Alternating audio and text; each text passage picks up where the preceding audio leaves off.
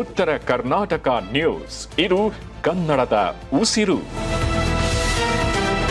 ನಮಸ್ಕಾರ. ಉತ್ತರ ಕರ್ನಾಟಕ ನ್ಯೂಸ್ನ ಮಧ್ಯಾಹ್ನದ ನ್ಯೂಸ್ ಬುಲೆಟಿನ್ಗೆ ಸ್ವಾಗತ.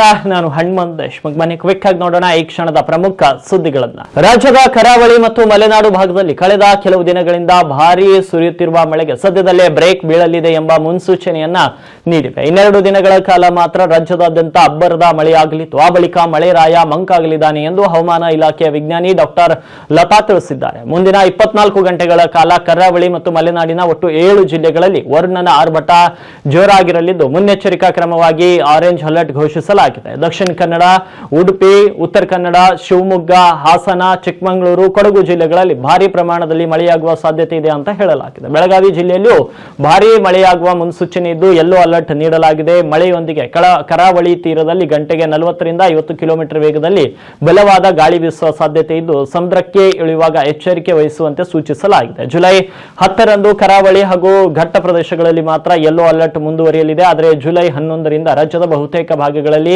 ಮಳೆಯ ಪ್ರಮಾಣ ಗಣನೀಯವಾಗಿ ಕ್ಷೀಣಿಸಲಿದ್ದು, ಒಣ ಹವೆ ಮೂಡುವ ಸಾಧ್ಯತೆ ಹೆಚ್ಚಿದೆ ಅಂತ ಡಾಕ್ಟರ್ ಲತಾ ಸ್ಪಷ್ಟಪಡಿಸಿದ್ದಾರೆ. ರಾಜಧಾನಿ ಬೆಂಗಳೂರು ಸೇರಿದಂತೆ ದಕ್ಷಿಣ ಮತ್ತು ಉತ್ತರ ಒಳನಾಡಿನ ಹಲವು ಜಿಲ್ಲೆಗಳಿಗೆ ಸದ್ಯಕ್ಕೆ ಮಳೆ ಇರುವುದಿಲ್ಲ ಅಂತ ಹೇಳಿದ್ದಾರೆ.